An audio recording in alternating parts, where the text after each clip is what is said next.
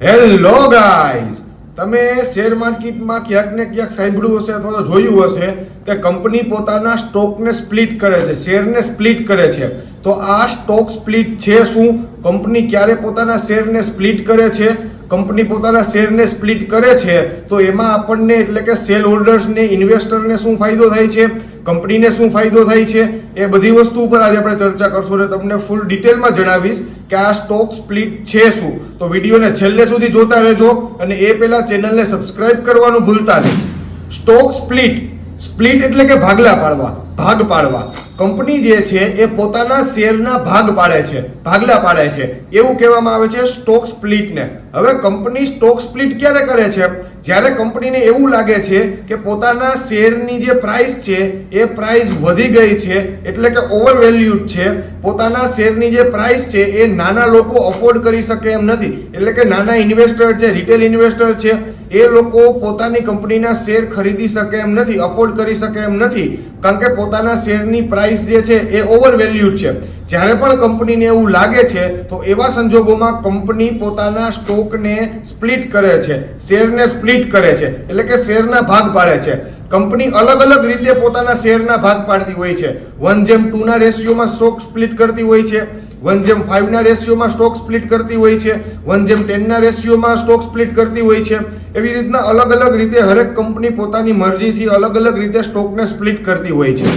જો કોઈ પણ કંપની ઉદાહરણ તરીકે 1:2 ના રેશિયોમાં સ્ટોકને સ્પ્લિટ કરતી હોય છે તો એનો મતલબ એવો છે કે કંપની પોતાના એક શેરના બે ભાગ કરશે, એટલે કે જો તમારી પાસે એ કંપનીનો એક શેર હશે તો તમને એના બે શેર મળશે. એ જ રીતે જો કોઈ પણ કંપની છે એ 1:5 ના રેશિયોમાં સ્ટોકને સ્પ્લિટ કરતી હોય છે, શેરને સ્પ્લિટ કરતી હોય છે, તો એનો મતલબ એવો માનવામાં આવે છે કે જો તમારી પાસે એ કંપનીનો એક શેર હશે તો એ કંપની એક શેરને તોડીને 5 શેર તમને આપશે. એ જ રીતે કંપની 1:10 ના રેશિયોમાં સ્ટોકને સ્પ્લિટ કરતી હોય છે તો એનો મતલબ એવો છે કે જો તમારી પાસે એ કંપનીનો એક શેર હશે તો તમને એની સામે મળશે 10 શેર. હવે તમને બધાને માઇન્ડમાં સવાલ આવતો હશે કે આ તો સારું, જો કંપની એકની સામે આપણને 5 શેર આપતી હોય તો આપણને કેટલો ફાયદો થાય? આપણી પાસે તો 500 રૂપિયાનો એ કંપનીનો એક જ શેર હોય અને એની સામે કંપની આપણને 5 શેર આપે, એટલે કે આપણી પાસે 2500 રૂપિયાના એ કંપનીના શેર થઈ જાય છે. ના, એવું હોતું નથી. કંપની જ્યારે પોતાના સ્ટોકને સ્પ્લિટ કરે છે, 1:5 ના રેશિયોમાં પોતાના સ્ટોકને સ્પ્લિટ કરે છે તો તમને જરૂરથી એક શેરની સામે તમને 5 શેર મળશે, પરંતુ જે એક શેરની કિંમત છે એ કિંમત પણ 5 ગણી ઘટી જશે, એટલે કે 5 ટાઈમ ડિક્રીઝ થઈ જશે. કંપની એ શેરની કિંમત 5 ગણી ઓછી કરી નાખશે. હવે તમને બધાને થતું હશે કન્ફ્યુઝ કે આ શું બોલે છે, કિંમત ઘટી જશે, આપણા તો શેર વધી ગયા, તો કિંમત કઈ રીતે ઘટી ગઈ? ચાલો હું તમને ઉદાહરણ દ્વારા સમજાવું કે જેથી તમને ક્લિયરલી બધું સમજાઈ જશે. XYZ લિમિટેડ કંપનીનો તમારી પાસે એક શેર છે અને એક શેરની કિંમત છે 500 રૂપિયા, એટલે તમે એ કંપનીમાં કેટલું ઇન્વેસ્ટ કરેલું હશે? તો કે ભાઈ XYZ લિમિટેડ કંપનીમાં તમારું ઇન્વેસ્ટમેન્ટ હશે 500 રૂપિયાનું.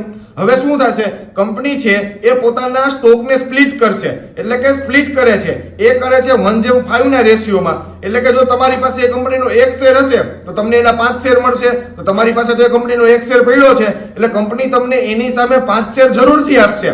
એક શેરના 5 શેર થઈ જશે, પરંતુ એક શેરની કિંમત જે 500 રૂપિયા હતી કંપની એને 5 ગણી ઘટાડી નાખશે, એટલે કે 5 ટાઈમ ડિક્રીઝ કરી નાખશે. હવે 500 રૂપિયાને તમે 5 ગણી ઘટાડી નાખો એટલે એક શેરની કિંમત થઈ જશે 100 રૂપિયા અને તમને 100 રૂપિયા લેખે કંપની એના 5 શેર આપશે, એટલે કે તમારું ઇન્વેસ્ટમેન્ટ એ કંપનીમાં 500 રૂપિયાનું જ રહેશે. તમારા ઇન્વેસ્ટમેન્ટમાં કોશો ફરક પડશે નહીં. તમારું ઇન્વેસ્ટમેન્ટ એ કંપનીમાં 5000 નું હશે, 10000 નું હશે તો ઇન્વેસ્ટમેન્ટ તો તમારું એટલું જ રહેશે, પરંતુ એની સામે તમારા જે શેર છે એ નંબર ઓફ શેર વધી જશે. એટલે કે જો તમારી પાસે એક શેર હશે તો તમને 5 શેર મળશે, જો તમારી પાસે એક શેર હશે તો તમને 10 શેર મળશે. એ રીતના ખાલી નંબર ઓફ શેર વધી જશે, પરંતુ તમારું ઇન્વેસ્ટમેન્ટ જે છે એ તો એટલું ને એટલું જ રહેશે. જ્યારે કંપની પોતાના શેરને સ્પ્લિટ કરશે, સ્ટોકને સ્પ્લિટ કરશે, ત્યારે આપણને ઘણીવાર ફાયદો પણ થતો હોય છે. એ ફાયદો કેવી રીતે થતો હોય છે કે જ્યારે કંપની પોતાના શેરના ભાગ પાડશે, એટલે કે ભાગલા પાડશે, ત્યારે પોતાના શેરની કિંમત પણ કંપની ઘટાડશે. હવે એ શેરની કિંમત ઘટશે એટલે કે જે નાના લોકો છે, જે રિટેલ ઇન્વેસ્ટર છે, એ લોકો એ કંપનીના શેરને બાય કરશે. એ કંપનીના શેરને બાય કરવામાં એ લોકો રસ ધરાવશે.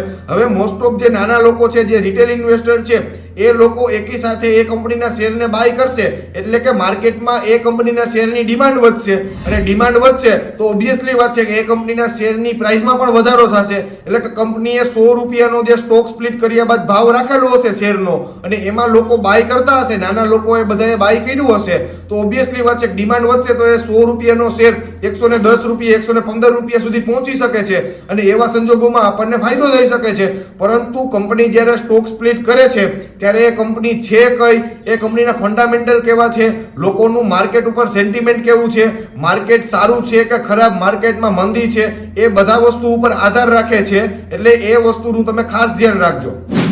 કોઈ પણ કંપની જ્યારે સ્ટોકને સ્પ્લિટ કરે છે ને ત્યારે શેર માર્કેટમાં એને પોઝિટિવ નજરથી જોવામાં આવે છે. એટલે કે ઘણીવાર કંપની એવું વિચારતી હોય છે કે અમારી કંપનીના શેરની જે કિંમત છે એ વધારે છે, અમે કદાચને સ્ટોકને સ્પ્લિટ પણ કરી નાખશું, શેરની કિંમત અડધી પણ કરી નાખશું તો પણ કશો વાંધો નહીં આવે કારણ કે અમારી કંપની ગ્રોથ કરે છે અને આવનારા થોડાક સમયમાં અમારી કંપની જે જૂનો જે ભાવ છે એ ભાવને ફરીથી પાછો અચીવ કરી લેશે.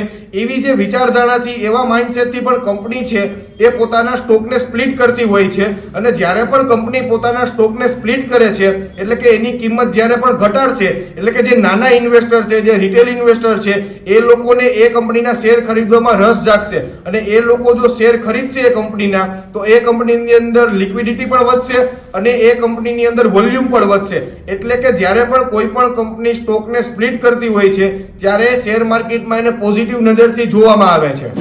હવે આવે છે રિવર્સ સ્ટોક સ્પ્લિટ. હવે તમને બધાને ખ્યાલ તો આવી જ ગયો હશે કે સ્ટોક સ્પ્લિટ છે શું, કંપની ક્યારે પોતાના શેરને સ્પ્લિટ કરે છે. પરંતુ રિવર્સ સ્ટોક સ્પ્લિટ તમે પહેલી વાર કદાચ શબ્દ સાંભળેલો હશે, તમને ખ્યાલ નહીં હોય તો રિવર્સ સ્ટોક સ્પ્લિટ છે ને એ સ્ટોક સ્પ્લિટ થી સાવ ઉલટું હોય છે. એટલે કે કંપનીને જ્યારે એવું લાગે છે કે પોતાની કંપનીના જે શેર છે એની કિંમત સાવ ઘટી ગઈ છે અને ભવિષ્યમાં કંપનીને એવો ડર લાગે છે કે ભવિષ્યમાં અમારી કંપનીના શેર પેની સ્ટોકમાં આવી જશે તો એવા ડરથી કંપની શું કરતી હોય છે, પોતાના જે શેર છે એમાં રિવર્સ સ્ટોક સ્પ્લિટ કરતી હોય છે. એટલે કે 50 શેર તમારી પાસે એ કંપનીના હશે તો એ 50 શેરને ભેગા કરીને કંપની તમને એક શેર આપશે. એટલે ત્યારે એવું કહેવામાં આવે છે કે 50:1 રેશિયોમાં કંપનીએ રિવર્સ સ્ટોક સ્પ્લિટ કરેલું છે. એ જ રીતે જો તમારી પાસે એ કંપનીના 20 શેર હશે તો એ 20 શેરને ભેગા કરી અને તમને એક શેર આપવામાં આવશે. એટલે કે ત્યારે એવું કહેવામાં આવે છે કે કંપનીએ 20:1 રેશિયોમાં સ્ટોક સ્પ્લિટ કરેલા છે. એટલે કંપની ત્યારે જે શેર છે છૂટક શેરને ભેગા કરી અને તમને એક શેર આપશે. એટલે કે કંપનીની જે રિટેલ પ્રાઇસ છે, જે અત્યારે શેરની કિંમત છે એ કિંમત કંપની છે વધારવા માંગે છે, રિઝનેબલ કરવા માંગે છે તો ત્યારે એવા સંજોગોમાં છે ને કંપની રિવર્સ સ્ટોક સ્પ્લિટ કરતી હોય છે. પરંતુ શેર માર્કેટમાં જ્યારે પણ કોઈ પણ કંપની રિવર્સ સ્ટોક સ્પ્લિટ કરે છે ને ત્યારે એને નેગેટિવ રીતે જોવામાં આવે છે અને એ કંપની ઉપર નેગેટિવ ઇમ્પ્રેશન પડે છે. તમને બધાને સમજાઈ જ ગયું હશે કે સ્ટોક સ્પ્લિટ છે શું, રિવર્સ સ્ટોક સ્પ્લિટ શું છે, કંપની ક્યારે પોતાના શેરને સ્પ્લિટ કરે છે, એ બધી વસ્તુનું તમને નોલેજ મળી જ ગયું હશે. અને જો તમને આ વિડીયો ગમ્યો હોય તો વિડીયોને લાઈક કરો અને જે લોકોને સ્ટોક સ્પ્લિટ છે શું એ ખબર નથી, કઈ રીતે કંપની કરે છે, ક્યારે કરે છે શેરને સ્પ્લિટ, એ વસ્તુનો ખ્યાલ નથી તો એ લોકો સુધી આ વિડીયોને શેર કરો અને ચેનલને સબસ્ક્રાઇબ કરવાનું ભૂલતા નહીં. Thank you.